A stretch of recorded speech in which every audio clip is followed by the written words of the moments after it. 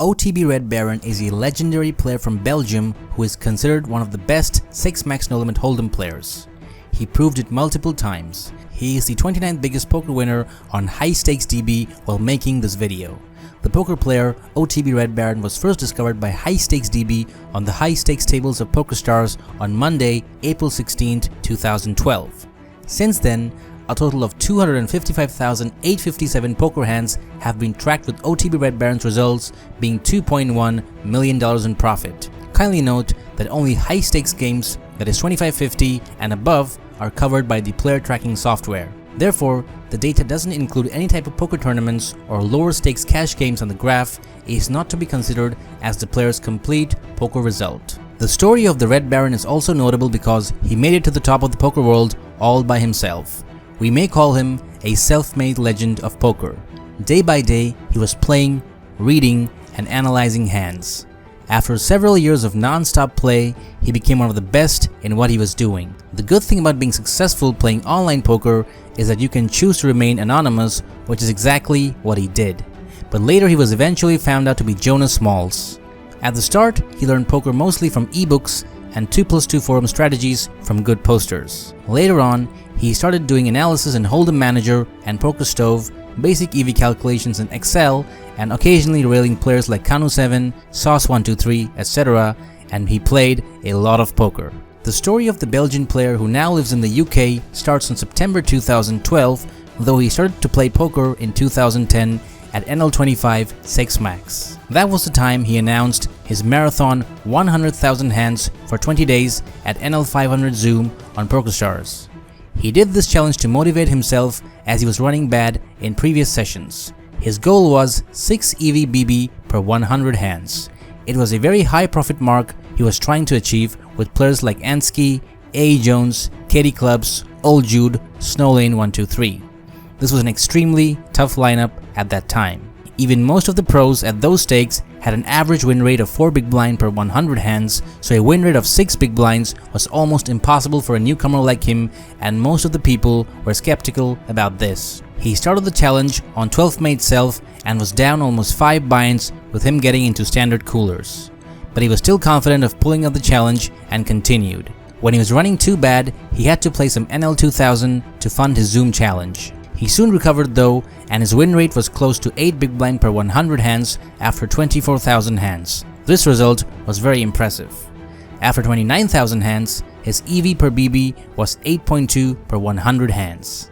At this point, his volume was dropping a bit as he was not playing often. After 32,000 hands, his EV/BB per 100 hands was 7.93. People were wondering how OTB was able to keep a positive red line.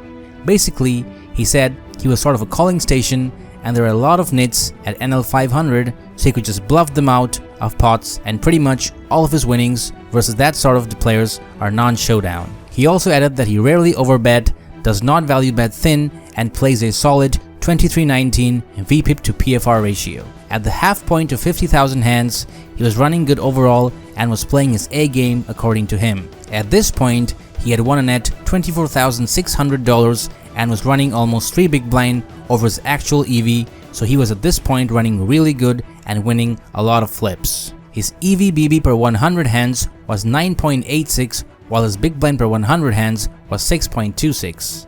Also, if you discount his early sessions of 6,000 hands, he was running at an incredible win rate of 15 big blind per 100 hands. At this point in time, he was printing money. Then he ran into some downswings, losing about 16 binds, and for the first time ever, his red line begins to go downward. Eventually, he got his mojo back, but it was too late for his graph, as it seemed that he won't make his 6 BB per 100 hands milestone. At 95,000 hands, his EV/BB per 100 hands was 3.63, while his big blind per 100 hand win rate was 5.98. He finished his mini challenge on day 44, almost double the time limit he had set for himself, and he was disappointed at failing the challenge, and his final results at 100,000 hands was 3.87 EV/BB per 100 hands and 5.42 BB per 100 hands win rate. He ran bad in 4-bet pots, set over sets, pre-flop setups and seed drawings. He got 430 aces in his 100,000 hands and a set percent of 12.4. He made $33,000 at the end of the challenge, and almost $5,000 came from rakeback. Still, he took the results from this challenge in a positive way, as it helped him increase his volume and reduced his spewing a bit. He decided to redo the challenge with a more realistic goal this time, playing 125,000 hands of NL500 Zoom with a 5 EV BB per 100 hands win rate, giving him 36 days to finish the challenge. He decided if he could achieve this challenge, he would move up to NL1000 or else redo the challenge once again. First 3 days of the challenge were pretty good. Over 17,000 hands, he had an 8.8 EV/BB per 100 hands, and at 22,000 hands, he was cruising at almost 12 EV/BB per 100 hands. After some small run bad, dropping his EV, he was back to his winning ways.